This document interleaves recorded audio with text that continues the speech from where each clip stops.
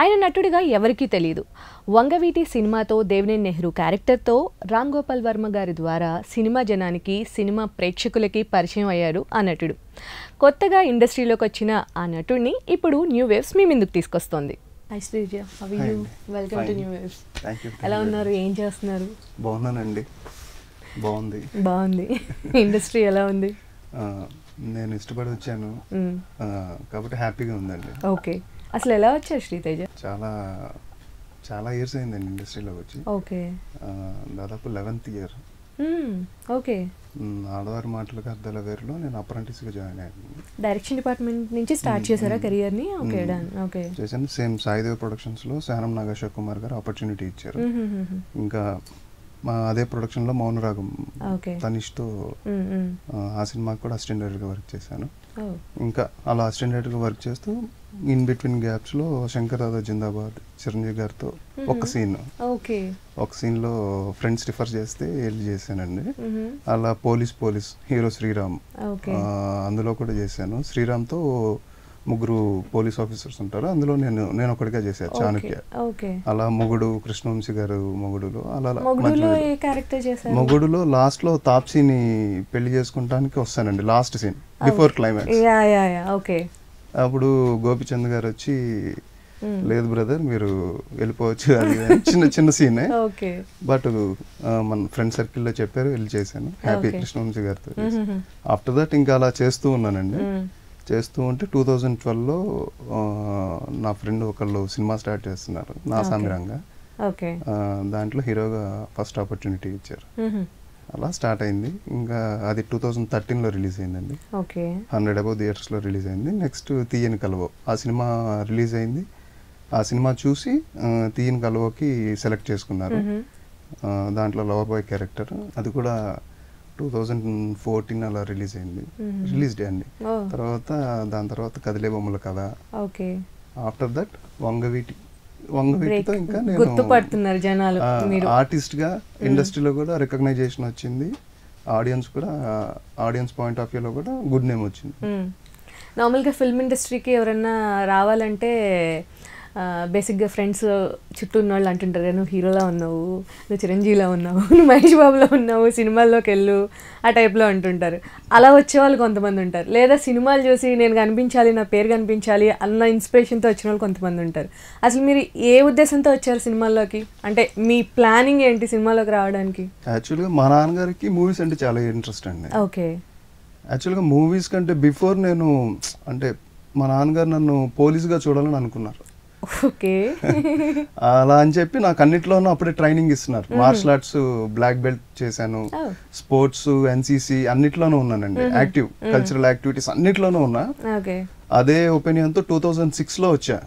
After degree complete అయిపోయిన తర్వాత మా మామయ్య గారు ఉంటే ఇక్కడ ఎస్ఐ ట్రైనింగ్ తీసుకోవడానికి అని వచ్చా. అటు నుంచి అప్పటికే నా కాలేజ్ సీనియర్స్ కొంతమంది ఉన్నారు ఇండస్ట్రీలో. అలా ఇంకా వాళ్ళతో రావాలి అని వాళ్ళతో చెప్తూ అలా ఇంకా యాదృచ్ఛికంగా జరిగిపోయింది. ఎప్పుడు పడింది అసలు ఐడియా? అంటే పోలీస్ నుంచి సినిమాల్లోకి వెళ్ళిపోవాలి అని, అంటే ఫస్ట్ నుంచి ఉందా మూవీస్లో ఉండాలి, కనిపించాలి, చెయ్యాలి ఏదో ఒకటి అని? అంటే చిన్నప్పటి నుంచి తెలియకుండా ఒక ప్రభావం ఉంటుంది. అంటే సినిమాలు చూడటం వల్ల ఒక ప్రభావం ఉండేదండి ఇంట్లో. మా నాన్నగారు చిన్నప్పటి నుంచే సండే వస్తే అప్పట్లో VCRs ఉండేవి, డెఫినెట్ గా VCR తీసుకొచ్చి క్యాసెట్స్ తీసుకొచ్చి ఎవ్రీ వీక్ మాకు రోజంతలో 3-4 సినిమాలు చూసేవాళ్ళం ఖచ్చితంగా. అలా మాకు మా నాన్నగారి దగ్గర నుంచి అది అలవాటు చేశారు. అలా అలా అలా ఇంజెక్ట్ అయింది. మాకు తెలియకుండానే మా మైండ్ లో ఆ ప్రభావం ఉంది, మాకు మేము ఊహించుకోవడం. స్కూల్ నుంచి చిన్నప్పుడు టెర్మినేటర్ ఆ సినిమాలు చూసి నేనే ఆర్నాల్డ్ లాగా చేతిలో ఉన్న బ్యాగ్ గన్ లాగా అలా ఊహించుకుంటూ రోడ్డు మీద నడవటం, ఇలాంటి ప్రభావం. తర్వాత చిరంజీవి గారి సినిమాలు, ఇలా ఆ డాన్సులు చూసి అలా డాన్సులు ఇంట్లో ప్రాక్టీస్ చేయడం, వేయటం, అలా తెలియకుండా మాలో ప్రభావం చాలా ఉంది. డిగ్రీ సెకండ్ ఇయర్ నుంచి కరెక్ట్ గా స్టార్ట్ అయిందండి. డిగ్రీ సెకండ్ ఇయర్ లో విజయవాడ, నేను కేబిఎన్ కాలేజ్ లో నా స్టడీయింగ్ అంతా అయిందండి. విజయవాడ. ఇంకా అక్కడ కల్చరల్ యాక్టివిటీస్ లో నన్ను చూశారు. చూసి అన్నమయ్య బ్యాలే అని చెప్పి ఒకటి చేస్తున్నారండి. అప్పుడే అన్నమయ్య సినిమా రిలీజ్ తర్వాత కాలేజ్ లో చేస్తున్నారు అన్నమయ్య బ్యాలే. చేస్తూ వెంకటేశ్వర స్వామికి చూస్తున్నారు ఎవరైనా బాగుండాలి, హ్యాండ్సమ్ గా ఉండాలి, హైట్ ఉండాలని నన్ను చూసారు. చూసి చేస్తావా అని అడిగారు. ఇంకా అప్పుడు నా లోపల ఉంది కదా, చేస్తావా అనగానే చేస్తా. ఇంకా అక్కడి నుంచి స్టార్ట్ అయిపోయింది నా ఫస్ట్ అది. ఇంకా అలా వెంకటేశ్వర స్వామి క్యారెక్టర్ తో స్టార్ట్ చేశాను. ఇంకా అలా డ్రామాస్ కాలేజ్ లో ఉన్నప్పుడు ఆ డ్రామాస్ లో యాక్టివ్ గా పార్టిసిపేట్ చేయడం అలా అన్ని చేసుకుంటూ ఫస్ట్ నుంచి ఐ మీన్ ఆన్ స్క్రీన్ మీదే దృష్టి ఉందా? అంటే హీరో అవ్వాలి, యాక్టర్ అవ్వాలి అనే ఉందా, లేదా డైరెక్షన్ డిపార్ట్మెంట్ లో? డైరెక్షన్ డిపార్ట్మెంట్ అంటూ లేదు, దీనిలోకి రావడానికి రావడం కోసం, నేర్చుకోవడం కోసం ఫస్ట్ తెలియాలి కదా. ఫస్ట్ తెలియాలి కెమెరా ముందు ఎలా బిహేవ్ చేయాలి, అసలు ఇండస్ట్రీ ఎలా ఉంటారు, అందరితో ఎలా మింగిల్ అవ్వాలి, ఇవన్నీ నేర్చుకోవడం కోసం లెర్నర్స్ కి అది మంచి స్టెప్ అండి. కెమెరా బ్యాక్ ఎండ్ ఒక కథలో క్యారెక్టర్స్ ఎలా ప్లే అవుతాయి, అవి మనం ఎలా ఇన్వాల్వ్ అవ్వాలి, హీరోస్ ఎలా ప్లే చేస్తారు, దానికి బ్యాక్ ఎండ్ వర్క్ ఏం చేస్తారు, ఇదంతా నేను నేర్చుకున్నా. 100% నాకు హెల్ప్ అయిందండి. అది నాకు వంగవీటిలో అది బాగా కనిపించింది. వంగవీటిలో నేను అప్పుడు ఏమైతే అనుకుని నేను నేర్చుకున్నాను, వంగవీటి సినిమా చేస్తున్నప్పుడు మాత్రం అది 100% నన్ను లైమ్ లైట్ లోకి తీసుకురావడానికి బాగా హెల్ప్ అయిందండి. సో కృష్ణవంశీ గారితో చేశారు, చిరంజీవి గారితో చేశారు. ఎనీ ఎక్స్పీరియన్సెస్ వాళ్ళతో? అంటే పెద్ద లెంత్ క్యారెక్టర్స్ చేయలేదు కదండి, చిన్న చిన్న క్యారెక్టర్స్ చేశా కాబట్టి హ్యాపీ. చిన్న క్యారెక్టర్ అప్పట్లో అవకాశం దొరకడం నాకు తెలిసిన టైంలో, అంటే అప్పట్లో అంత ఆపర్చునిటీస్ ఇప్పుడు ఇంత ఆపర్చునిటీస్ అప్పుడు లేవండి. ఇప్పుడు చిన్న సినిమాలు చాలా ఉన్నాయి కదా. అప్పట్లో ఏ క్యారెక్టర్ దొరికినా చేయాలి, కంపల్సరీ సర్వైవ్ అవ్వాలి. ఆ పాయింట్ ఆఫ్ వ్యూలో డెఫినెట్ గా అది మంచి అవకాశం. చిరంజీవి గారితో నాకు ఆ టైమ్ లో దొరకడం, శంకర్దాదా జిందాబాద్ లో ఒక మంచి సీన్ దొరకడం అనేది. ఏ సీన్ చేశారు శంకర్దాదా జిందాబాద్ లో? చిరంజీవి గారికి హీరోయిన్ కాల్ చేస్తుంది కాలేజ్ లోకి వచ్చి, ఎక్కడున్నారు మీరు, నేను కాలేజ్ లో ఉన్నాను, మీరు రండి అని అంటే చిరంజీవి గారు వెంటనే నిద్రలోంచి లేచి ఇమీడియట్ గా బయలుదేరి కోట్ వేసుకొని కాలేజ్ లోకి వచ్చేస్తారు. వచ్చి క్యాంటీన్ లోకి వస్తారు. క్యాంటీన్ లోకి వచ్చి చైర్ లాక్కొని ఆయన కూర్చుంటారు. ఆ చైర్ లో కూర్చోవాల్సింది నేనే. ఆయన చైర్ లాక్కోవడం నాకు తెలియదు కదా, నేను పడి ఎవరు నా చైర్ లాగారని తిరిగి చూసి చిరంజీవి గారి మీద ఇలా చెయ్యి వేయబోతాను. ఈ లోపు ఆయన వచ్చి నన్ను కొట్టడం, తీసుకెళ్ళిపోతుంటాడు. ఆ సీన్ అండి. అలా చిరంజీవి గారితో ఆ సీన్ దొరకడం చాలా హ్యాపీ.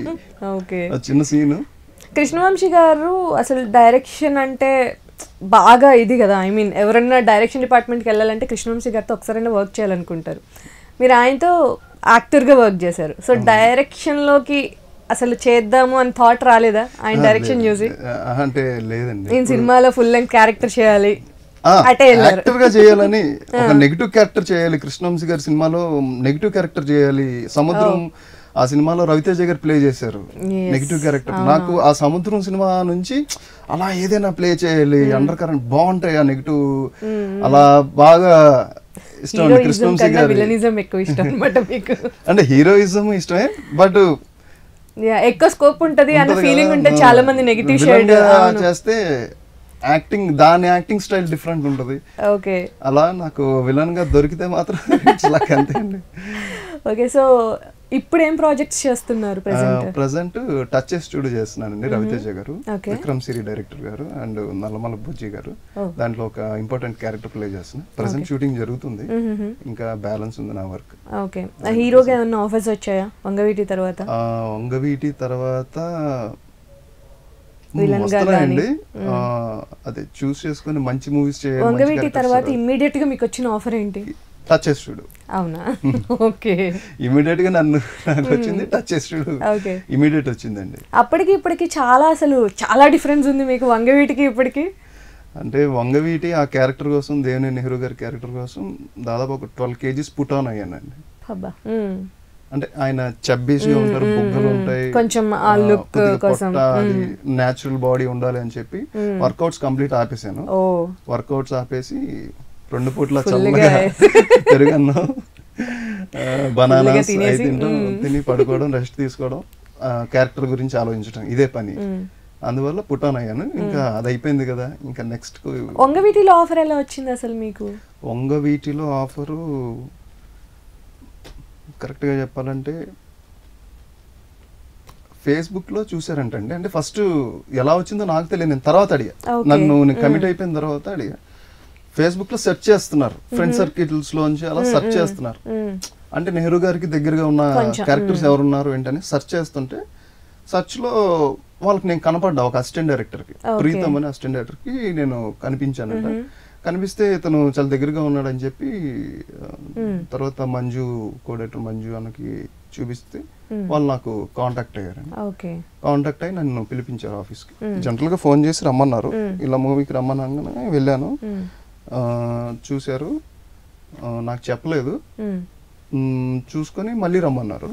ఒక 20 days తర్వాత కాల్ చేసి రమ్మన్నారు. వచ్చిన తర్వాత గెటప్ వేశారు. కానీ నాకు తెలియదు అది వంగవీటి అని తెలియదండి, ఆర్జీవి గారి మూవీ అని కూడా అసలు తెలియదు. జనరల్ గా పిలిచారు, సరే మంచి క్యారెక్టర్ అని తెలుస్తుంది కానీ ఏంటి అనేది తెలియదు. సరే అంటే అప్పుడే నేను మనకు కంగారు పడి అడగడం ఎందుకు, చెప్తారు కదా మనం సెకండ్ టైం కూడా పిలిచారనే ఉద్దేశంతో ఆగాను. సెకండ్ టైం గెటప్ వేసి అంత టెస్ట్ కట్ అది చేసి వాళ్ళకి నచ్చాను. తర్వాత ఫోన్ చేసి చెప్పారు ఇంకా వంగవీటి అని చెప్పారు. అప్పటికి ఫైనల్ అవ్వలేదండి, టెస్ట్ కట్ అంతా అయిపోయింది. ఇంకా ఒక 3-4 months స్టార్ట్ అవుతుంది అనగా ఇంకా ఫైనల్ చేశారు. ఆర్జీవి గారు చూసి డన్ అని చెప్పి ఫైనల్ చేశారు. ఇంకా అలా హ్యాపీ. ఆర్జీవి గారితో ఫస్ట్ మీటింగ్ ఎప్పుడు? August 15th Bombay. నాకు బాగా గుర్తండి, బాంబేలో ఫస్ట్ టైం ఆయన మీట్ అవడానికి, మేము షూటింగ్ టైంలో మీట్ అవడానికి వెళ్తున్న డే అనమాట ఆ రోజు. August 15th సండే ఎగ్జాక్ట్ బాంబేలో ఉన్నాం. వెళ్ళి ఆ రోజు ఫస్ట్ టైం బాస్ ని మీట్ అయ్యి చాలా ఇంప్రెస్ అయ్యారు. ఫస్ట్ నన్ను చూడగానే ఫస్ట్ ఆయన చెప్పిన విషయం, నువ్వు సేమ్ దేవినేని నెహ్రూలానే ఉన్నావు అన్నారు. బాడీ లాంగ్వేజ్, వాక్య, అప్పటికి నేను ప్రిపేర్ అయిపోయాను. అంటే సేమ్ ఇంకా ఆయన ఎలా నడుస్తారు, ఆయన ఎలా కూర్చుంటారు, ఎలా మాట్లాడతారు, ఎలా చూస్తారు, ఇలాగ అన్ని విషయాల మీద నేను నాకు తెలిసిన విధంగా నా రీసెర్చ్ నేను చేసుకుంటున్నాను. అంటే ఇంత పెద్ద మూవీలో నాకు ఆపర్చునిటీ, పెద్ద క్యారెక్టర్ వచ్చినప్పుడు డెఫినెట్ గా 100% దొరికింది కదండి, మంచి అవకాశం దొరికింది. దొరికినప్పుడు ఇంకా వదలకూడదు కదా. ఫుల్ హోంవర్క్ చేసుకొని రెడీ అయిపోయాను.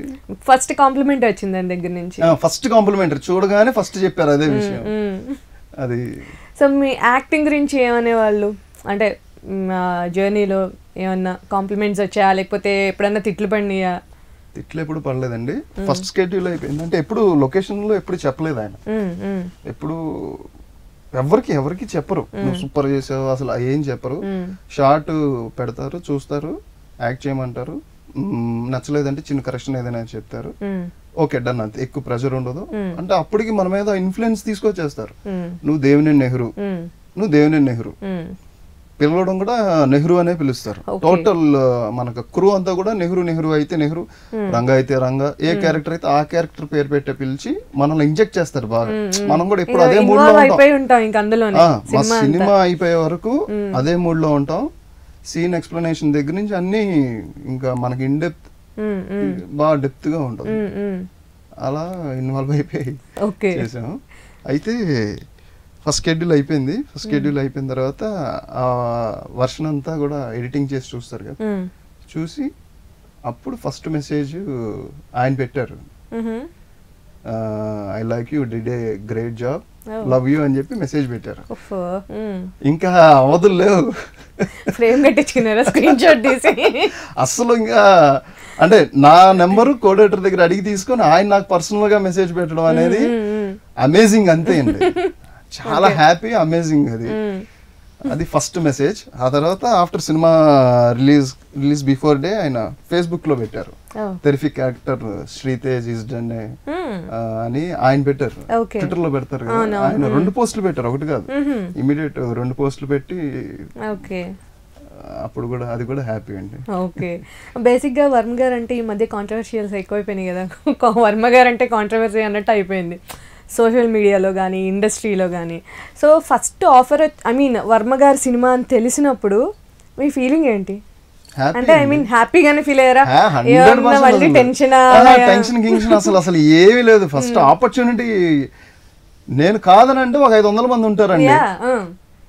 ఆ క్యారెక్టర్ నేను కాదు అని అంటే వేల కొద్ది రికమెండేషన్లు వస్తాయి, అది క్యారెక్టర్ ఆయన కావాలి అని చెప్పి బయట అనౌన్స్మెంట్ ఇస్తే ఎవరు వదులుతారండి?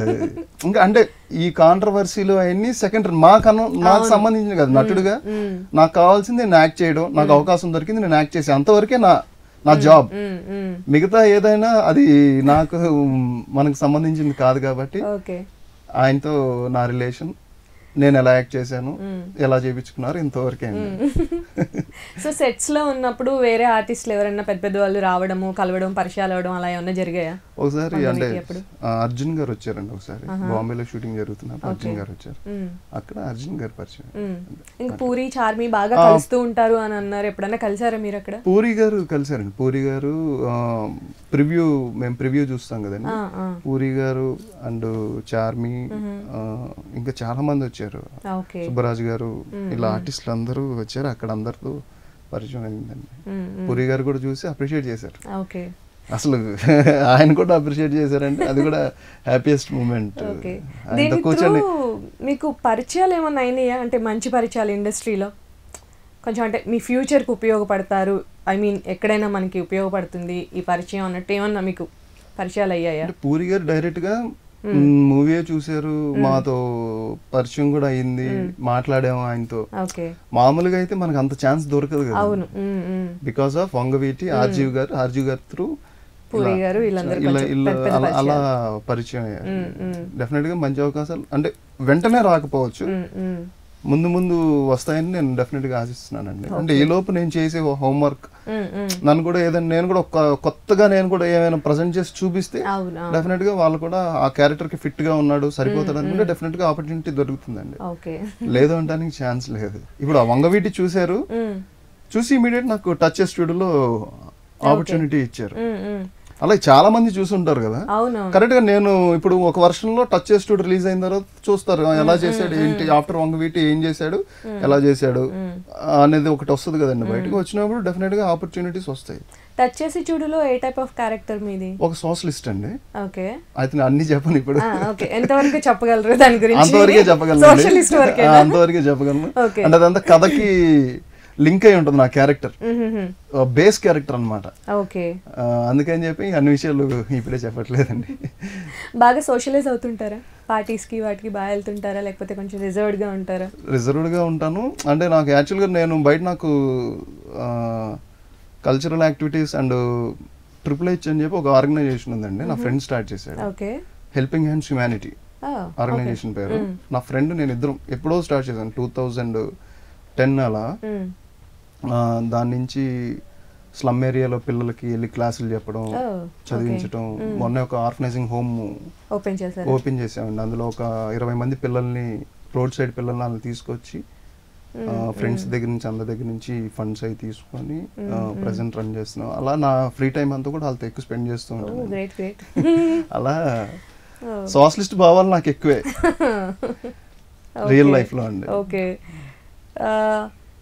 మీరు చెప్పిన ప్రకారం యాక్చువల్గా బయట రోడ్ సైడ్ పిల్లల్ని తీసుకొచ్చి పనులు మానిపించి చదివించడం అనేది ఎప్పటి నుంచో ఒక కాన్సెప్ట్ ఉంది, కానీ ఎవ్వరు సరిగ్గా వర్కౌట్ చేయలేకపోతున్నారు.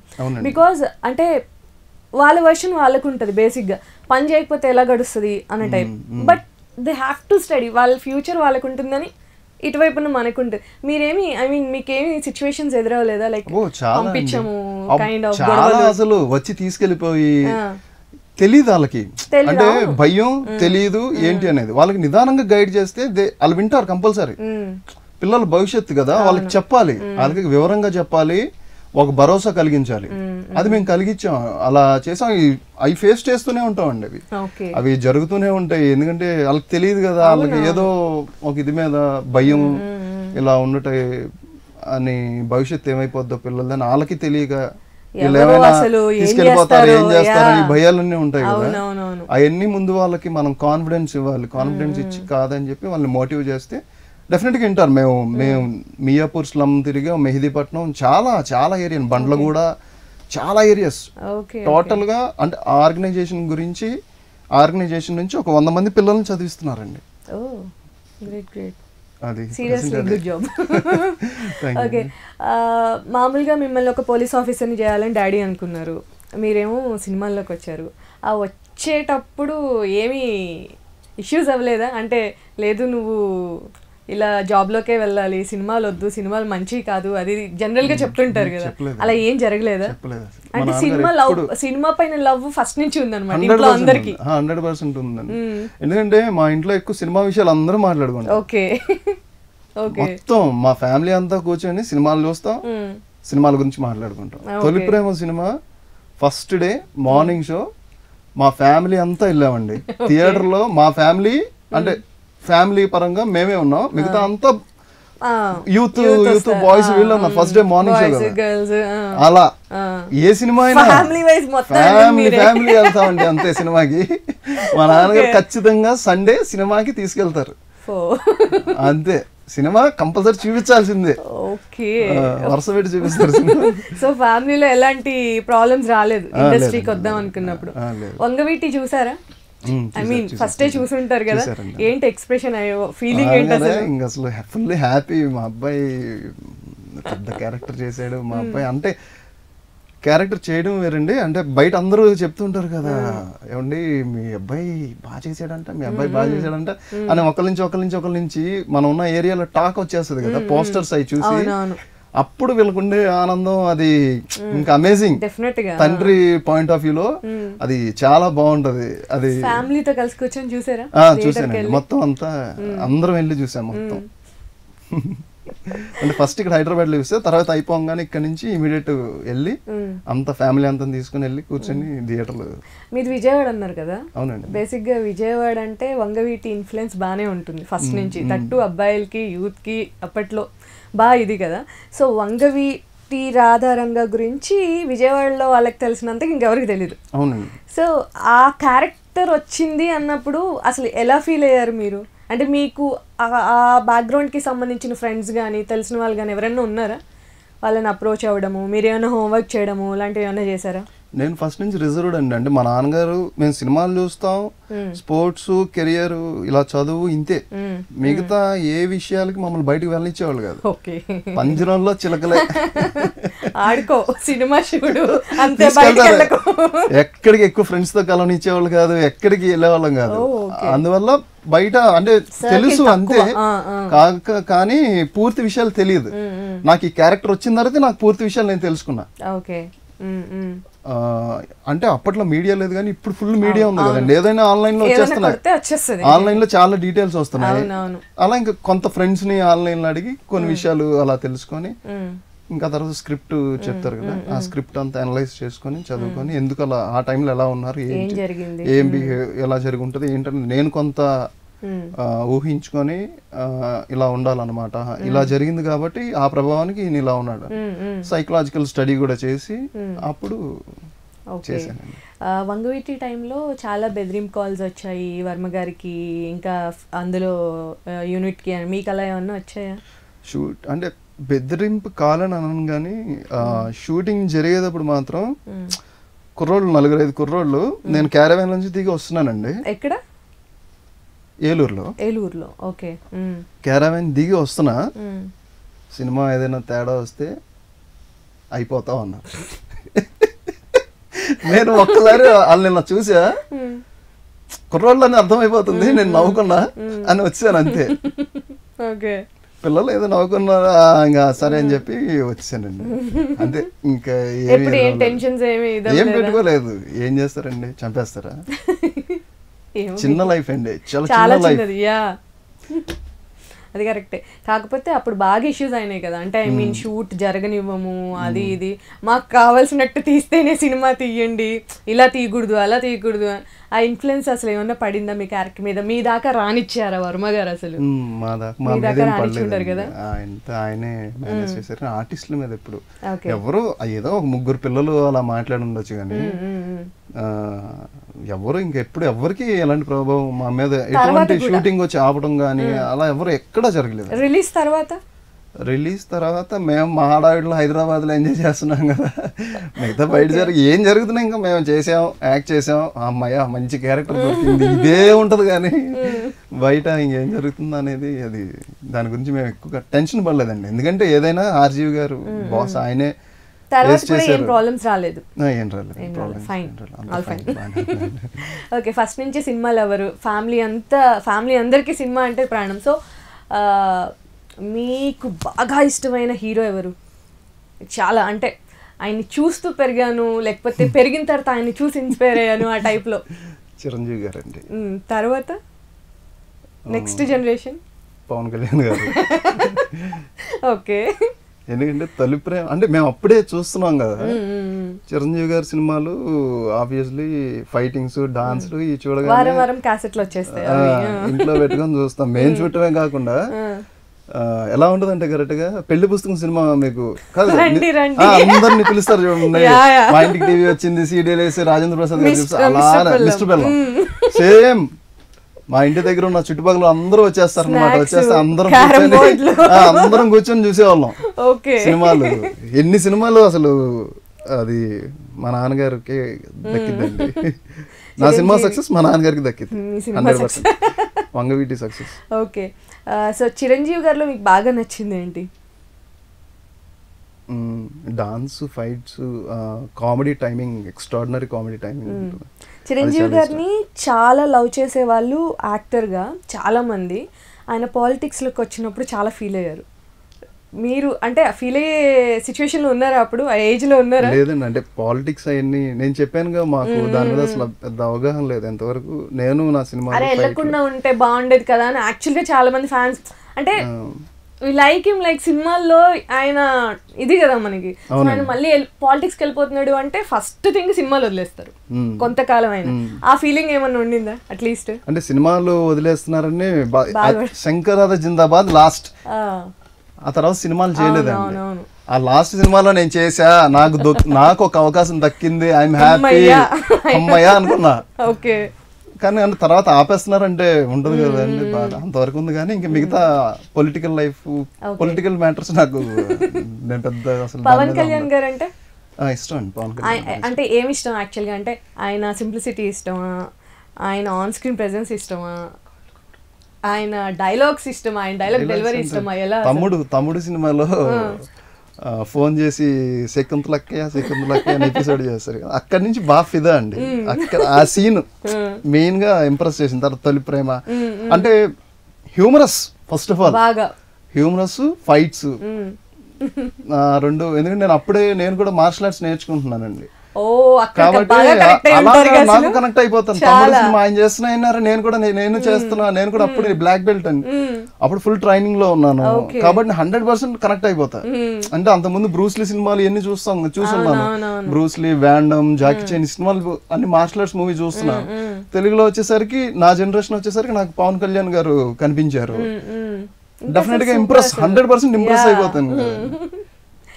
ఒకవేళ పవన్ కళ్యాణ్ గారి సినిమా ఏదన్నా రీమేక్ చేయాల్సి వస్తే, అందులో మీకు ఛాన్స్ వస్తే ఏ సినిమా వస్తే బాగుండు? రీమేకా? ఖుషి.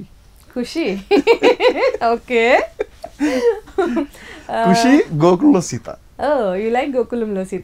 చాలా ఇష్టం అండి యాక్చువల్ గా. గోకులంలో సీత అది సక్సెస్ అయినట్లేదు కదా, అంటే బట్ కానీ స్క్రిప్ట్ చాలా బాగుంటుంది. గోకులంలో సీత ఒక నెగిటివ్ క్యారెక్టర్ ఉన్న అబ్బాయి పాజిటివ్ వేలో మారి చాలా బాగుంటదండి. అది మంచి క్యారెక్టర్, నాకు బాగా నచ్చింది. అది ఒకటి. గోకులంలో సీత. ఖుషి కూడా కాదు, ఖుషి అనేది అది అల్టిమేట్, అది ఆయనకే హీరోయిజం. అది ఓన్లీ పవన్ కళ్యాణ్ గారికి మాత్రమే దక్కే సినిమా అది. ఓకే, సో గోకులంలో సీత చేస్తారు. ఓకే, సో హీరోయిన్ అంటే ఎవరు బాగా ఇష్టం? హీరోయిన్ అంటే పర్టికులర్ లేదండి. అన్యాయం అండి. అంటే అలానే కాదండి, అలానేం కాదు. అనుష్క గారు చూసాం మనం, దేవసేనగా ఎక్స్ట్రాడినరీ పెర్ఫార్మెన్స్ బాగా చేస్తారు. సమంత గారు. పాత హీరోయిన్స్ లో సావిత్రి గారు, శ్రీదేవి గారు, రమ్యకృష్ణ గారు, వాణిశ్రీ గారు. ఎందుకంటే అంటే ఒక్కళ్ళని ఎందుకు చెప్పలేకపోతున్నాం అంటే, వాణిశ్రీ గారు చేసిన డిఫరెంట్ క్యారెక్టర్స్ ఎవరు ప్లే చేయలేదు. చాలా డిఫరెంట్ క్యారెక్టర్స్ ప్లే చేశారు, మార్వెలస్ క్యారెక్టర్స్. సావిత్రి గారిదంతా ఒక స్టైల్, వాణిశ్రీ గారిదంతా ఒక ట్రెండ్. ఇలా తర్వాత సౌందర్య గారు, రమ్యకృష్ణ గారు, ఇలా ఒక్కొక్కరిది ఒక్కొక్క ట్రెండ్ కదా. అందుకని ఎవరిని వీళ్ళే అని డిఫైన్ చేసుకోలేము, ఒక్కళ్ళు అని చెప్పడం కష్టం, మారిపోతూ ఉంటారు కదండి. రీసెంట్ గా ఎవరు ఇప్పుడు ప్రెసెంట్? సమంత గారు అండ్ అనుష్క గారు. సమంత అనుష్క. సో అనుష్క గారు అంటే ఇష్టం అన్నారు కదా. అనుష్క గారు ఏ సీన్ బాగా ఇష్టం మీకు? బాహుబలిలో వేళ్ళు నరికేస్తారు కదా ఆ సీన్, ఆ తర్వాత సీన్ కూడా చాలా బాగుంటుంది. ఇమీడియట్ ఆవిడ్ని సంకెట్లు వేసి తీసుకొచ్చి బంధిస్తారు కదా, ఆ సీన్ టెరిఫిక్. రాజసం కనిపిస్తుంది అసలు. సినిమా మొత్తం అసలు మామూలుగా క్యారీ చేయలేదు ఆవిడ సీరియస్లీ. అనుష్క గారితో ఒకవేళ హీరోగా ఆఫర్ వస్తే ఫస్ట్ ఎక్స్ప్రెషన్ ఏంటి? మీకు కాల్ వచ్చింది, మిమ్మల్ని హీరోగా తీసుకుంటున్నాము, అనుష్క గారి హీరోయిన్, మీ ఎక్స్ప్రెషన్ ఏంటి ఫస్ట్? చూస్తున్నారు కదండి కళ్ళల్లో ఆనందం. దేవసేన క్యారెక్టర్తో ఎస్టాబ్లిష్ అయిన అంత పెద్ద హీరోయిన్తో ఇప్పుడే నేను నా జర్నీ స్టార్ట్ అవుతుంది. నాకు అంత బిగ్ ఆపర్చునిటీ వస్తే it's good for me. A films ఇష్టం బాగా మీకు? రుద్రమదేవి క్యారెక్టర్, తర్వాత రెండో సినిమా ఇంకొకటి చేశారండి, అంటే కొద్దిగా పేరు కరెక్ట్గా గుర్తు రావట్లేదు. సైజ్ జీరో కాదు, బిఫోర్ ఇంకా స్టార్టింగ్ కెరియర్ సూపర్ తర్వాత థర్డ్ ఫిలిము ఏం చేశారు, అది సోలో. దాంట్లో అమ్మ రాజశేఖర్ గారు కంపోజిషన్ కూడా చేశారు. ఫస్ట్ సాంగ్ సోలో సాంగ్ ఉంటుంది. అప్పటి వరకు ఆవిడ మీద బిఫోర్ ఇంకా ముందే అది అన్నపూర్ణ స్టూడియోస్ వాళ్ళ బ్యానర్లో అనుకుంటూ చేశారు. నాగార్జున గారి పర్సనల్ మేకప్ మీద ఆయన ప్రొడ్యూసర్ అయ్యి ఆయన చేశారు అది సినిమా. అది ఇంకా అరుంధతి ఆబ్వియస్లీ సూపర్. ఎందుకంటే ఆ సినిమా ఎందుకు పర్టికులర్గా అంటే సోలో సాంగ్ చేశారు అందులో. అప్పటి వరకు అంత మాస్ సాంగ్ చేస్తారని అనుకోలేదు, సూపర్ గా చేశారు, మాస్ సాంగ్ రక తీశారు అనమాట. అది అమ్మ రాజశేఖర్ గారి కంపోజిషన్ అది. అందుకని చెప్పి బాగా గుర్తండి అది ఆ సినిమా. తర్వాత Arundhati, Rudramadevi and Baahubali. And director, A director బాగా ఇష్టం మీకు? డైరెక్టర్స్ గారు వర్మ గారు కాకుండా, అంటే వర్మ గారితో వర్క్ చేస్తారు కదా, సో వర్మ గారు కాకుండా ఇంకా? వర్మ గారు అంటే ఇష్టం, పిచ్చి అన్నీ ఉన్నాయండి. తెలియకుండా ఆయన ఇన్ఫ్లుయెన్స్ ఉంటుంది. ఆయనకి మేము ఫ్యాన్స్ అంతే. అది యాదృచ్ఛికంగా ఎలా జరిగిందంటే, శివ సినిమా అప్పుడు మా నాన్నగారు నన్ను తీసుకెళ్తున్నారు. నేను వెనక సైకిల్ మీద కూర్చున్నా, వెనకాల కూర్చుంటే పిల్లలకి సైకిల్కి కాళ్ళు పెట్టడం అలవాటు కదా, అలా నేను పెట్టేశానండి. కాలు పెట్టేస్తే నాకు కాలు వాచిపోయింది. మార్నింగ్ షోకి వెళ్దాం అనుకుంటే వాచిపోయింది. కాలు వాచితే వెంటనే బ్యాండెడ్ అది కట్టు అంతా వేయించారు. మళ్ళీ ఫస్ట్ షోకి వెళ్ళాం. అసలు గ్యాప్ ఇవ్వట్లేదుగా. అది చాలా చాలా బాగా గుర్తండి, అది చాలా బాగా గుర్తండి. అంతే, ఒక్క షోనే గ్యాప్ ఇచ్చారు మా నాన్నగారు. పద అంతే. నేను ఇప్పుడే అనబోతున్నా, అది ఎవరికి వచ్చి ఉండదు, నా బ్రదర్స్ కి ఎవరికి రాలేదు ఆ ఛాన్స్, నాకే వచ్చింది అది. నన్ను బాగా బాగా. ఎంతమంది? ముగ్గురు అండి, ఇద్దరు బ్రదర్స్, లాస్ట్ లో సిస్టర్. అంటే టోటల్ 4. అందరూ అంటే విజయవాడలోనే బిజినెస్. సిస్టర్ మ్యారేజ్ అయిపోయింది. మీరు మాత్రం సినిమా చూడడం నుంచి స్టార్ట్ చేసి చూపించే వరకు వచ్చారు. ఓకే, సో వర్మ గారు కాకుండా ఇంకెవరు డైరెక్టర్స్ బాగా? వర్మ గారు కాకుండా దాదాపు అందరూ ఇష్టమే అండి. పర్టికులర్గా ఎవరు అని పెట్టుకోలేదు. కృష్ణవంశీ గారు, రాజమౌళి గారు, వినాయక్ గారు, శ్రీను వైట్ల గారు, అందరూ నచ్చుతారండి డైరెక్టర్ పాయింట్ ఆఫ్ వ్యూలో. బాగా ఎక్కువ ఆర్జీవి గారు, బాగా ఎక్కువ ఆయన. సో ఒక్కొక్క డైరెక్టర్ లో ఒక్కొక్క స్పెషాలిటీ ఉంటుంది యాక్చువల్గా. కృష్ణవంశీ గారి సినిమాలు అంటే పువ్వులు, పసుపు కుంకాలు, ఫ్యామిలీ పెద్ద పెద్ద ఫ్యామిలీలు అలా ఉంటాయి. అండ్ రాజమౌళి గారు అంటే ఇంకా మొత్తం గ్రాఫిక్స్ టోటల్ గా ఫైట్స్. ఛత్రపతిలో ఒక్క ఫైట్ సమాధానం, హీరో ఇంట్రొడక్షన్ సమాధానం చెప్పింది. ప్రభాస్ గారి ఇంట్రొడక్షన్ అసలు ఫిదా అయిపోవాలి అంతే. ఫిదా అంటే ఫిదా అంతే. 2 చేతులు కట్టి పైకి తీసుకొచ్చి సముద్రంలో అబ్బా ఏం సీన్ అండి, సూపర్. నేను 4-5 డైరెక్టర్స్ ని అడుగుతాను, వాళ్ళ దగ్గర మీకు బాగా నచ్చింది ఏంటి? అంటే ఇప్పుడు ఒక సీన్ చెప్పారు కదా, రాజమౌళి అంటే ఫైట్స్, మీకు బాగా ఇన్స్పైర్ అయింది అలా ఆర్జీవి గారి దగ్గర మీరు బాగా ఇన్స్పైర్ అయింది, బాగా ఇష్టమైన క్వాలిటీ ఏంటి? ఆయనకి సినిమా పిచ్చి, సినిమానే అండి, సినిమా ప్రపంచం. పొద్దున్నుంచి సినిమానే ప్రాణం. ఆయన దగ్గర నుంచి 24 hours సినిమా గురించి మాత్రమే ఆలోచిస్తారు. సినిమా ఏ పాయింట్ మీరు ఎటు నుంచి మీరు టచ్ చేసినా సినిమా కనిపిస్తుంది అంతే. మీరు ఏదైనా చూడండి, ఆయన ఏ కాంట్రవర్సీ అయినా కానివ్వండి, ఏదైనా కానివ్వండి, అన్ని సినిమా పాయింట్ ఆఫ్ వ్యూలోనే ఉంటాయి. సినిమా కోసమే పనిచేస్తారు. సినిమా వ్యక్తి అంతే ఆయన. అది ఇంకా అల్టిమేట్. అది అందరికీ, అది ఇండస్ట్రీలో డెఫినెట్గా అందరికీ తెలిసిన విషయం అండి అది. ఆయన సినిమా పొద్దున్న లెగిస్తే ఆయన cinema cinema cinema cinema cinema cinema అంతే. రాజమౌళి గారు చెప్పాను కానీ terrific action episodes, introductions mainly. Hero ఛత్రపతిలో ఆ ఇంట్రడక్షన్, తర్వాత ఇంకో ఫైట్, ఆ తర్వాత వాళ్ళ ఫ్రెండ్ చనిపోయినప్పుడు ఉండే ఫైట్, ఆ 3 fights, ఆ 3 అల్టిమేట్. తర్వాత దానికి బిఫోర్ స్టూడెంట్ నెంబర్ 1 లో ఒకటి ఉంటుంది, నేను నేరస్తుని అని జూనియర్ ఎన్టీఆర్ గారు కాలేజ్లో ఒక షౌటింగ్ డైలాగ్, అది కూడా ఆ ఎపిసోడ్ కూడా చాలా బాగుంటుంది. నేనెవరో తెలుసా అని ఆ ఎపిసోడ్, అది చాలా ఇష్టం అండి. వివి నాయక్ గారి హ్యూమరస్ బాగుంటుంది, అండ్ ఆయన కూడా యాక్షన్ ఎపిసోడ్స్, సుమోలు ఎగురుతాయి కదా. యాక్షన్ ఎపిసోడ్స్ ఎక్కువ ఇష్టం యాక్షన్ ఎపిసోడ్స్. ఐ లవ్ అదూస్ అనమాట. అదూస్తో అసలు ఆయన మీద ఇంప్రెషన్ మారిపోయింది మొత్తం. వివేక్ అంటే సుమోలు లేవడమే గుర్తొచ్చేది బేసిక్ గా. అమ్మా others, I love that film నిజంగా. చాలా బాగుంటుంది. కామెడీ కూడా, కామెడీ కూడా ఇంత బాగా హ్యాండిల్ చేయగలరు అనిపించింది ఫస్ట్ టైం. అంటే ఫస్ట్ నుంచి ఉన్నాయి మనకి, దిల్ సినిమా దగ్గర నుంచి ఉంటది, అండర్ కరెంట్ ఉంటుంది, తక్కువ ఎక్కువ లేదు.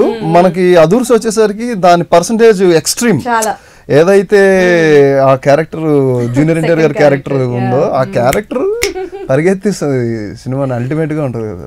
ఆ స్లాంగ్ దానికి కాంబినేషన్ గా బ్రహ్మానందం గారు ఆ డైలాగులు, వాళ్ళిద్దరి మధ్య నడిచే సందర్భాలు, మంచి మంచి సన్నివేశాలు ఉంటాయి. ఇంకా తర్వాత నుంచి మనం నాయక్ సినిమా గానీ ఏది చూసినా ఆ కాంబినేషన్ అలా రన్ అవుతుంది, అది ఆ కామిక్ అదంతా. ఓకే, శేఖర్ కమ్ముల ఫ్యామిలీ, ఫిదాలో ఎవరికి ఫిదా అయ్యారు? ఫిదాలో శేఖర్ కమ్ల గారికి ఫిదా అయ్యానండి. చాలా క్యాలిక్యులేటెడ్ గా చెప్పారు ఈ సమాధానం మాత్రం. శేఖర్ కమ్ల గారికి ఫిదా అయ్యాను. సాయి పల్లవికి ఫిదా అంటారేమో అనుకున్నా.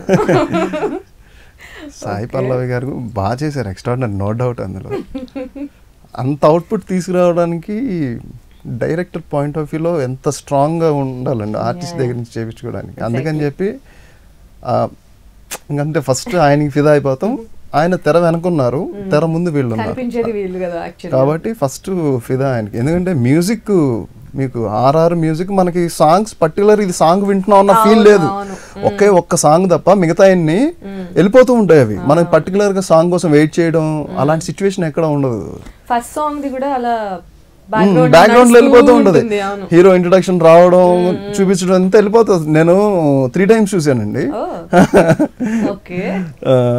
బాగుంటుంది, మ్యూజిక్ చాలా బాగుంటది. శేఖర్ కమ్ల గారి మూవీ అంటే ఫస్ట్ మ్యూజిక్ మంచి. శేఖర్ కమ్ల గారి సినిమా అనగానే ఒక లైన్ ఏం గుర్తొస్తుంది? ఆనంద్, ఒక మంచి coffee line cinema. Exactly. Okay, so if in case మీరు వర్క్ చేయాలి అనుకోని మీకు ఆపర్చునిటీ వచ్చి మీరు చూస్ చేసుకునే ఛాన్స్ వస్తే ఏ డైరెక్టర్తో వర్క్ చేస్తారు? అదేం లేదండి, అందరితో చేయాలి, అందరితో హ్యాపీగా, అన్ని డైరెక్టర్లతో. ఒక్కొక్క డైరెక్టర్ గారు ఒక్కొక్క ఉంటుంది కదా, ఉంటుంది. అలాగే ఒకళ్ళ దగ్గర లాక్ అయిపోయేది కాదు యాక్టింగ్ అనేదండి, అన్ని పాత్రలు చేయాలి. ఇష్టమైంది గులాబీ సినిమా, ఆయనది థ్రిల్లింగ్ ఉంటుంది, ఒక థ్రిల్లింగ్ ఉంటుంది, ఒక సస్పెన్స్ థ్రిల్లింగ్ ఉంటుంది మనకు. అది గులాబీలో మళ్ళీ ఏదైనా కొత్త ఎక్స్పెరిమెంటల్ కూడా ఆయన ట్రై చేస్తారు, అవి బాగుంటాయి. విలన్ క్యారెక్టర్స్ చాలా బాగుంటాయి. మీరు సముద్రం సినిమాలో చూసి తనిఖీల భరణి గారు బంగారం అని అదొక క్యారెక్టర్, పక్కనే వాళ్ళ బ్రదర్ రవితేజ గారు వాకింగ్ స్టైల్ దగ్గర నుంచి చూడండి, ఎక్సలెంట్ ఉంటుంది. సో నాకు ఎందుకో మీ మాటలు వింటుంటే మీరు హీరో కన్నా ఎక్కువ విలన్ క్యారెక్టర్ మీద కాన్సన్ట్రేట్ చేస్తున్నట్టు అనిపిస్తుంది నాకు. అవునా? అవునండి.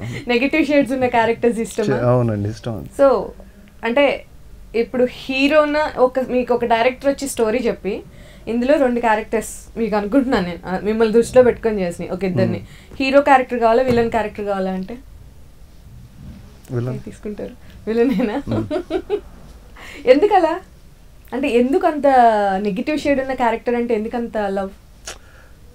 హీరోకి చాలా లిమిట్స్ ఉంటాయండి, విలన్కి తక్కువ లిమిట్స్ ఉంటాయి. ఎక్కువ ఎక్స్ప్రెస్ చేయడానికి, యాక్టింగ్ స్కోప్ చూపించడానికి ఎక్కువ ఛాన్స్ ఉంటుంది. హీరోకి బౌండరీస్ ఉంటాయి ఇంతవరకే. మళ్ళీ కామెడీకి బౌండరీస్ ఉండవు, వాళ్ళకి ఎక్కువగా ఇంకా ఎక్కువ దాటి బిహేవ్ చేయగలరు. ఆ పాయింట్ ఆఫ్ వ్యూలో అంటే ఎక్కువ కథ మొత్తం హీరో నడిపిస్తాడు కాబట్టి చాలా సన్నివేశాల్లో సన్నివేశానికి తగ్గట్టుగా తగ్గాల్సి వస్తుంది. ఇలా అన్ని బౌండరీస్ ఉంటాయి, ప్రతి సన్నివేశానికి ఒక బౌండరీ ఉంటుంది. విలన్ ఆ బౌండరీ దాటి కూడా చేయొచ్చు. డిపెండ్స్ ఆన్ మన ఎక్స్ప్రెషన్, ఆ క్యారెక్టర్ మనం ఇన్వాల్వ్ అయిన దాన్ని బట్టి, మన ప్లేని బట్టి డైరెక్టర్ మారుస్తూ ఉంటారు. అది విలన్ ని హీరోకి మన తేజ గారి సినిమాలో బాగా కనిపిస్తూ ఉంటాయి చూడండి. హీరో తక్కువ ఉంటాడు, విలన్ బేపచ్చంగా ఉంటాడు. అసలు అలాంటి విలన్ ఆపర్చునిటీస్ వస్తే సూపర్ ఉంటుంది. ఓకే, సో విలన్ గా ఎక్కువ కాన్సన్ట్రేట్ చేద్దాం అనుకుంటున్నారా? అవునండి. సో కృష్ణవంశీ గారితో ఆల్రెడీ వర్క్ చేశారు కదా మీరు. కృష్ణవంశీ గారి దగ్గర మీకు బాగా ఇష్టమైంది ఏంటి? థ్రిల్లింగ్ ఎపిసోడ్స్ బాగా చేస్తారు. విలన్ క్యారెక్టరైజేషన్స్ చాలా బాగుంటాయి. ఓకే, ఏ సినిమా తీసుకున్నా, అంతపురం తీసుకున్నా, దానికి బిఫోర్ సముద్రం ఎక్స్ట్రాడినరీ అండి. సముద్రం తనిఖీల బర్ని గారి క్యారెక్టర్, తర్వాత రవితేజ గారి క్యారెక్టర్, తర్వాత శివాజీ రాజా గారిది అండర్ కరెంట్ గా ఉంటది. శ్రీహరి గారిని చంపేయడం, అక్కడ ఎక్స్ప్రెషన్స్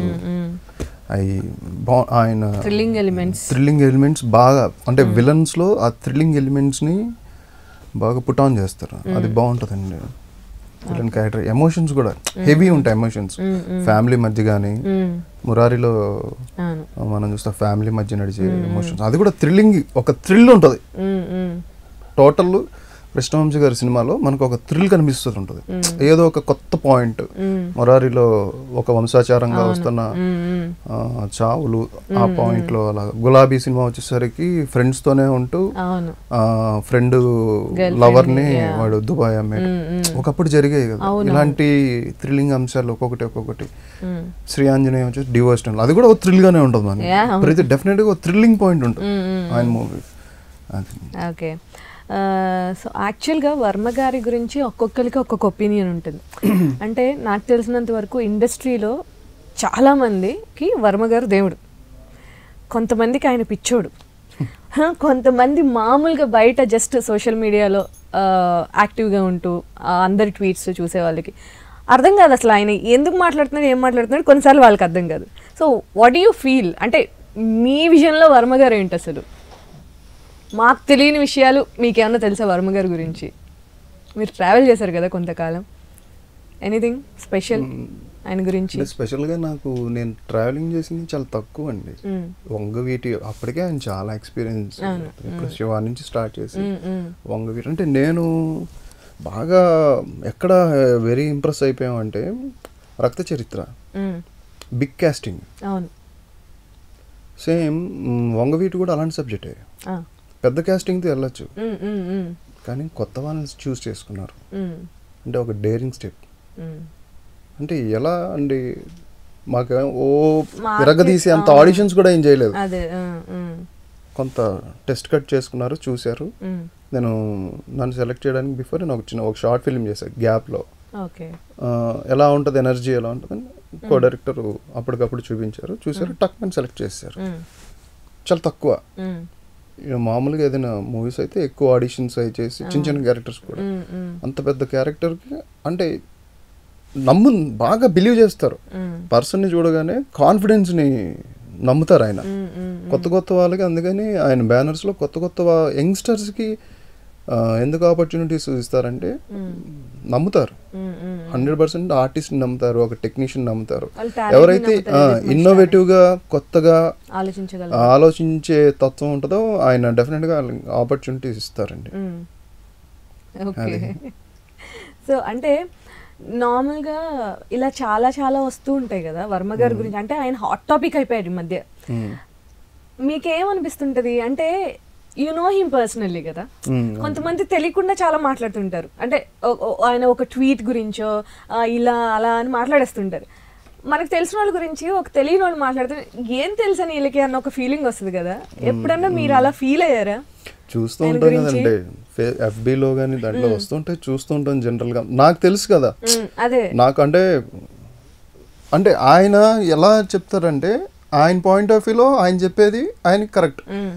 మీకు నచ్చలేదు అనుకోండి, ఓకే మీ ఇష్టం, అది మీరు నాకు నచ్చలేదు అంటే మీ ఇష్టం అనే అంటారు ఆయన కూడా.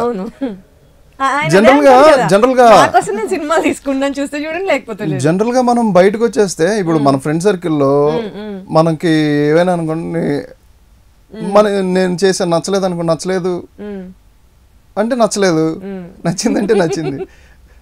ఆయన ప్రొఫెషనల్ గా ఆయన పని చేసుకుంటూ వెళ్ళిపోతూ ఉంటారు. ఆయన వంగవీటి ఆడియో ఫంక్షన్ లో కూడా అదే చెప్పారు. ఏం చెప్పారు, రాజమౌళి గారు కరెక్ట్ గా మీరు అన్ని ప్రీ ప్లాన్ చేసుకుంటారండి, ప్రీ ప్లాన్ చేసుకుని సినిమా చేస్తారు, నేను దిగిపోతా, నేను దిగిపోయాక నేను చేస్తా. ఆయనే చెప్పేస్తారు. ఆయన ఏమి అసలు హైడ్ చేయరండి. ఏ విషయమైనా ఏ క్వశ్చన్కి ఆన్సర్ అయినా ఆయన దగ్గర ఉంటుంది, అన్ని బయటకు వచ్చేస్తాయి ఆయన. అది ఓకే. నార్మల్గా ఫస్ట్ నుంచి కూడా కొంచెం ఐ మీన్ స్ట్రిక్ట్ ఫ్యామిలీ. సినిమాలు అయితే ఉన్నాయి కానీ బట్ స్టిల్ కొంచెం జాగ్రత్తగా బయటకు వెళ్ళకుండా ఆడుకోవాలా, సినిమా చూడాలా, వరకే చూడు. సో ఇప్పటికీ అలానే ఉన్నారా, లేకపోతే ఇండస్ట్రీలోకి వచ్చాక ఏమన్నా చేంజ్ వచ్చిందా మీలో? ఆల్మోస్ట్ 90% అలాగే ఉంటా. ఎక్కువ సోషలైజ్ అవ్వరా? ఎక్కువ బయట అంత సోషల్ గా ఎక్కువగా తిరిగేసారు. చెప్పానుగా మీకు ఆ సోషల్ సర్వీసెస్, సోషలిస్ట్ గా సోషల్ సర్వీసెస్ వాటి మీద కాన్సన్ట్రేట్ ఉంటది ఫ్రీ టైంలో. లేదంటే ఫ్యామిలీ, ఇల్లు, సినిమా. ఒక సోషల్ ఇది ఉన్న ఒక ఏదన్నా పాయింట్ తీసుకొని మూవీ చేయాల్సి వస్తే ఏ పాయింట్ని సెలెక్ట్ చేసుకుంటారు? అంటే ఇవి నో కదా, మీకు బయట అంటే చాలా మందికి తెలియని ప్రెషర్స్, పెయిన్స్ మీకు తెలుసు. మీరు సోషల్ సర్వీస్లో ఉన్నారు కాబట్టి ఒక ఆర్ఫనేజ్ పెట్టడము అంత చేయడం అంటే ఎవరు చేయలేరు. మహా అయితే డొనేట్ చేయగలరు, డబ్బులు ఉంటే, డబ్బులు ఉన్న వాళ్ళు. మీరు ఆ వర్క్లో ఉన్నారా, చేశారు ఫుల్ ఫ్లెడ్జ్డ్గా. సో అలాంటి ఒక కాజ్ అంటే జనాలకి ఇది తెలియాలి, ఎడ్యుకేట్ అవ్వాలి ఈ పెయిన్ గురించి, ఈ సోషల్ ఇష్యూ గురించి అని ఏదైనా ఉందా మీకు? ఎడ్యుకేషన్ గురించి, చైల్డ్ ఎడ్యుకేషన్. ఓకే.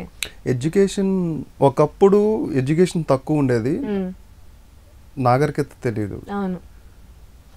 నిదానంగా ఎడ్యుకేషన్ పెరుగుతూ ఉంది, అందరికీ తెలుస్తున్నాయి అన్ని విషయాలు. ఇలా ఇంకా ఎడ్యుకేషన్ ఇంకా పెరిగింది అనుకోండి, అవేర్నెస్ ఇంకా ఎక్కువ అయింది అందరూ. అందుకే ఎడ్యుకేషన్నే మనం పెంచాలి. దేశ భవిష్యత్తుకి ఫస్ట్ ఎడ్యుకేషన్. అది పిల్లల దగ్గర నుంచి స్టార్ట్ అయింది అనుకోండి, డెఫినెట్గా చేంజ్ వచ్చేస్తుంది. దానికి టైం పట్టచ్చు, కానీ చేంజ్ డెఫినెట్గా వస్తుంది. డబ్బుతో కూడా కాదు, ఓన్లీ ఎడ్యుకేషనే. నేను అది గట్టిగా బిలీవ్ చేస్తాను. అంటే ఎప్పటి నుంచో ఆ అంశం మీద నా మైండ్లో ఉంది. అంటే ఎందుకు మనకు తెలిసిన విషయాలు కొన్ని ఏరియాలో తెలియదు. ఎందుకు తెలియదు వాళ్ళకి? తెలియదు అంటే వాళ్ళు చదువుకోలేదు. మనం చదువుకుంటున్నాం, ఉదయం తీస్తే పేపర్ అన్ని విషయాలు చదువుతున్నాం, వాళ్ళకి పేపర్ చదవడం కూడా రాదు. అదే పేపర్ చదవడం వాళ్ళకి వచ్చింది అనుకోండి, వాళ్ళకి చాలా విషయాలు తెలుస్తాయి. ఏం జరుగుతుంది, ఎలా జరుగుతుంది అని తెలుస్తుంది. కొంతమందికి మొబైల్స్ కూడా ఎలా ఉంటాయో తెలియదు, వాటిని ఎలా యూజ్ చేయాలో కూడా తెలియదు. వాటిని యూజ్ చేస్తే ఇలా మాట్లాడాలి అని ఎప్పుడు తెలుస్తుంది అంటే వాళ్ళు ఎడ్యుకేట్ అయినప్పుడు, వాళ్ళ పిల్లలు చదువుకున్నప్పుడు, అలాంటి మార్పు వచ్చినప్పుడు తప్పకుండా చేంజ్ వస్తుందండి. నేను దాన్నే బిలీవ్ చేస్తున్నాను. ఓకే. సోషల్ ఇష్యూ గురించి మాట్లాడుకుంటున్నాం కాబట్టి ఇప్పుడు ఇంకొక క్వశ్చన్ అడుగుతాను. యాక్చువల్గా ఇప్పుడు డ్రగ్స్ గురించి చాలా ఇష్యూ అవుతుంది కదా. అవునండి. What I feel is drug అనేది చాలా బ్యాడ్, కానీ మొత్తం అది యాక్చువల్గా టాపిక్ వచ్చిందేమో ఇంటర్నేషనల్ స్కూల్స్లో జరుగుతుంది అని, బట్ మొత్తం కాన్సన్ట్రేషన్ తిప్పిందేమో ఫిల్మ్ ఇండస్ట్రీ మీదకి. సో ఏమనుకుంటున్నారు అసలు దాని గురించి? What you feel? అంటే అంటే అంటే బయటకు వచ్చింది బాగానే ఉంది, కానీ మనం టార్గెట్ అయిపోవడం అనేది, అంటే మన మీద ఫోకస్ ఉంటుంది. ఎవరో ఒక నార్మల్ మ్యాన్స్ చాలా మంది ఉన్నారు కదండి, బోల్డ్ మంది ఉన్నారు, వాళ్ళ మీద ఫోకస్ ఉండదు, అని బయట పెట్టినా ఉండదు. సినిమా, రాజకీయ నాయకులు వీళ్ళ మీద ఎప్పుడు ఫోకస్ బాగుంటుంది కదా, దానివల్ల ఎక్కువగా హ్యూజ్ అయిపోతున్నాం. అది కొద్దిగా బాధగా అనిపిస్తుంది చూస్తూ ఉంటే. బట్ మరి ఏదండి ఇష్యూ సైడ్ ట్రాక్ వచ్చింది అనిపిస్తుందా? సైడ్ ట్రాక్ అంటే ఎలాగా? అంటే లైక్ ఇప్పుడు ఎక్కడ స్టార్ట్ అయిందో దాని గురించి ఎవరు ఏం మాట్లాడట్లా. అంటే స్కూల్స్లో ఏం జరుగుతుంది, పిల్లల లైఫ్లో ఏం జరుగుతుంది, దాని గురించి ఎవరు ఏం మాట్లాడట్లా. కాకపోతే పూరి జగన్నాథ్ ఏమన్నారు, సిట్లో ఎంతసేపు కూర్చోబెట్టారు, చార్మి గురించి ఏంటి, ఇవే డిస్కషన్స్ నడుస్తున్నాయి. మీడియా పరంగా అది ఏదైనా మీరే చెప్పాలి మీడియా వాళ్ళందరికీ. అంటే మీకేమనిపిస్తుంది? అదే బాధగా అనిపిస్తుందండి. అంటే ఏం జరిగిందో ఏం జరగలేదో తెలియదు కదా మనకి, మీకు తెలియదు, నాకు తెలియదు. అక్కడ ఎంక్వైరీ చేసే పోలీసులకి ఆ డిపార్ట్మెంట్ వరకు తెలుసు. కానీ అది మీడియాలోకి ఒకసారి వచ్చిన తర్వాత అది జరిగిపోతుంది. ఇంకా ఒకరిని చూసి ఒకళ్ళు అది అలా అలా జరుగుతుంది. కానీ అంటే ఎవరిని ఏమనడానికి ఛాన్స్ లేదండి. అది ముందే తీసుకోవాల్సిన స్టెప్. ముందే అది బయటికి రాకుండా సీక్రెట్గా ఒకవేళ చేస్తుంటే బాగుండేదేమో. యాక్చువల్గా డ్రగ్ ఇష్యూ గురించి చాలామంది చాలా రకాలుగా మాట్లాడుతున్నారు. బట్ చాలామంది ఇండస్ట్రీలో మీడియా వాళ్ళు కానీ ఇండస్ట్రీ వాళ్ళు కానీ పూరి గారిని బాగా సపోర్ట్ చేస్తున్నారు. అంటే అది కరెక్ట్ కాదు, అంటే వాట్ ఎవర్ ఏజ్ జరుగుతుంది అనేది అది కరెక్ట్ కాదు అనేది ఆయన సపోర్ట్ చేస్తున్నారు. మీరేమంటారు దాని గురించి? అంటే యూఆర్ సపోర్టింగ్ హిమ్? కరెక్ట్ అండి, నేను కూడా సపోర్ట్ చేస్తున్నాను. అంటే అసలు ఏం జరిగిందో మనకి తెలియదు, అసలు తెలియదు. ఒక పోలీస్ డిపార్ట్మెంట్కే తెలుసు. కాకపోతే అది అంటే వాళ్ళు చేసేది ఏదో సీక్రెట్గా చేస్తే బాగుండేది అని అనిపించింది. అలా చేస్తే బాగుండేది. ఇప్పుడు డైరెక్ట్గా ఒక మనకి పబ్లిక్లో ఒక క్రేజ్, ఒక నేమ్ ఇలా ఉన్న వ్యక్తులు కదండి. సినిమా వాళ్ళైనా అవ్వచ్చు, రాజకీయ నాయకులైనా అవ్వచ్చు.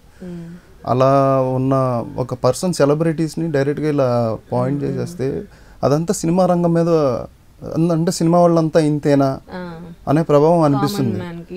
కాబట్టి అలా చేయకుండా సీక్రెట్ గా చేసుంటే బాగుండేది. వన్స్ ప్రూవ్డ్ అయ్యారు అనుకోండి, ఏదైనా తప్పు ఒప్పు ఏదైనా వాళ్ళకి తెలిసి అది కరెక్ట్ అని అనుకోండి, అప్పుడు మీరు ఏ స్టెప్ తీసుకున్నా దానికి ముందే అందరినీ ఒక్కని పూరి గారు, పక్కన సుబ్బరాజు గారు, రవితేజ గారు, నవదీప్, ఇలా ఆర్టిస్టులు అందరూ, చార్మి గారు, ఇలా అందరూ ఉన్నారు కదండి. అందరికీ మరి డ్యామేజ్ అవుతుంది కదా. అదేదో అందరు కామన్ మ్యాన్ లాగే వాళ్ళు సీక్రెట్గా చేస్తుంటే బాగుంటుంది. ఎందుకంటే అందరికీ చేయట్లేదు కదా, టోటల్గా సినిమా వాళ్ళనే హైలైట్ అవుతున్నాం. కాబట్టి తప్పకుండా మన ఇండస్ట్రీలో ఉంటూ మనం సపోర్ట్ చేయాలి. కాబట్టి నేను డెఫినెట్గా సపోర్ట్ చేస్తున్నాను. టోటల్గా మీరు 10 years అన్నారా ఇండస్ట్రీకి వచ్చి? 11th year. సో ఇంత ట్రావెలింగ్లో, ఇంత ఎక్స్పీరియన్స్లో ఇండస్ట్రీలో ఏదైనా బ్యాడ్ ఎక్స్పీరియన్స్ ఉందని మీకు బాగా బ్యాడ్గా ఫీల్ అయింది కానీ, హర్ట్ అయింది కానీ?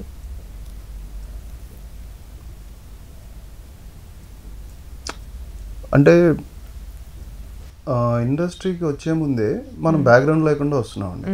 దాన్ని ఎవరు ఇన్వైట్ చేయాల, బాబు శ్రీతేజ్ నువ్వురా అని, నీకు ఆపర్చునిటీస్ ఉన్నాయి ఇక్కడ, నువ్వురా వెంటనే వచ్చేస్తే నీకు ఇచ్చేస్తాను అవకాశం, నువ్వు హీరో అయిపోతావు అని పిలిచి మనకి అవకాశం ఇవ్వలేదు అనుకోండి, హట్ అవుతాం, బాధపడతాం.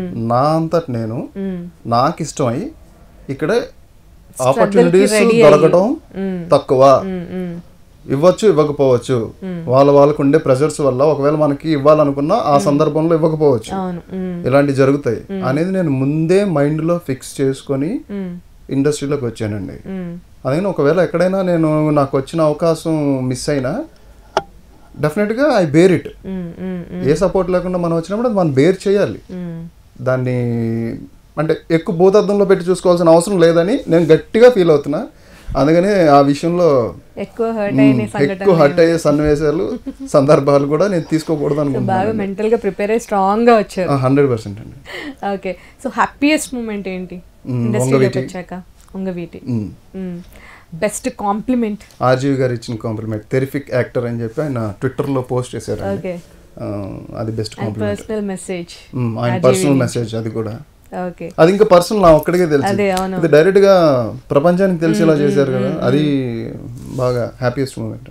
ఓకే, సో చాలా మంది యంగ్స్టర్స్ ఇప్పుడు సినిమా అనేది బాగా ఫోకస్ చేస్తున్నారు జనాలు. ఇంతకు ముందు సినిమా అంటే అదేదో ప్రపంచం, మనకు తెలీదు, మనం జస్ట్ టీవీలో చూస్తారు, లేకపోతే స్క్రీన్ మీద చూస్తాం, అబ్బో వాళ్ళు అది అన్నమాట. బట్ ఇప్పుడు అందరికీ యాక్సెసిబిలిటీ ఎక్కువైపోయింది. సో అలా చాలా మంది వస్తున్నారు, యంగ్స్టర్స్ వస్తున్నారు. యంగ్ జనరేషన్లో డైరెక్షన్ డిపార్ట్మెంట్లోకి ఆన్ స్క్రీన్ చాలా మంది వస్తున్నారు. అలా వచ్చే వాళ్ళకి మీరు ఏదైనా సజెస్ట్ చేస్తారా మీ వైపు నుంచి? Any suggestion? అదే అండి, ఇట్స్ ఓషన్, చాలా దారులు ఉంటాయి. ఎటు నుంచే ఎంటర్ అయిపోవచ్చు. ఎంటర్ అవ్వడం ఈజీ, కానీ స్టాండ్ అవ్వడం కష్టం. అంటే వస్తే ముందే తెలుసుకొని రావాలండి. అంటే ఇక్కడికి నేను వచ్చిన రోజే వర్క్ అయిపోతుంది, నేను ఈ ఇయర్లో హీరో అయిపోతా అనుకొని బ్లైండ్గా వస్తే మాత్రం కష్టం. ముందే తెలుసుకొని మనం ఏమవ్వాలనుకుంటున్నాం, ఏం చేయాలనుకుంటున్నాం, ఇండస్ట్రీ పరిస్థితులు ఎలా ఉన్నాయి, ఇక్కడ ఎలా వెయిట్ చేయాలి, ఎలా ట్రావెల్ అవ్వాలి అని తెలుసుకొని జాగ్రత్తగా వస్తే బాగానే ఉంటుంది. ఎందుకంటే మనల్ని ఎవరు ఇన్వైట్ చేయట్లేదు. ఇందాక నేను చెప్పిన పాయింట్ కూడా అదే. ఎవరు ఒక డి రామానాయుడు గారు కానీ, సురేష్ బాబు గారిని, అల్లు అరవింద్ గారు కానీ, ఎవరు దిల్ రాజు గారిని ఎవరు రండి బాబు మీకు అవకాశాలు ఉన్నాయని డోర్స్ ఓపెన్ చేసి పెట్టలేదండి. మనంతటి మనమే వెళ్తున్నాం కాబట్టి వెయిట్ చేయాలి, టాలెంట్ ఉండాలి, వెయిట్ చేయాలి, టైం గుడ్ టైం రావాలి, స్కిల్స్ ఉండాలి, అన్నీ బాగుండాలి. అన్నీ ఉంటే అప్పుడు డెఫినెట్గా రావచ్చు. లేదంటే ఫస్ట్ మన స్టెప్ స్ట్రగుల్, నేను స్ట్రగుల్ అవుతున్నా నాకు అవకాశం రాదు అని అనుకొని కష్టపడుతూ ఉంటే డెఫినెట్గా మంచి ఆపర్చునిటీస్ వస్తాయి. స్ట్రగుల్ అవ్వగలను, అనుకుంటే. Okay, thank you so much Sriteja. Seriously చాలా ఎంజాయ్ చేశాను. Thank you so much. Thanks a lot.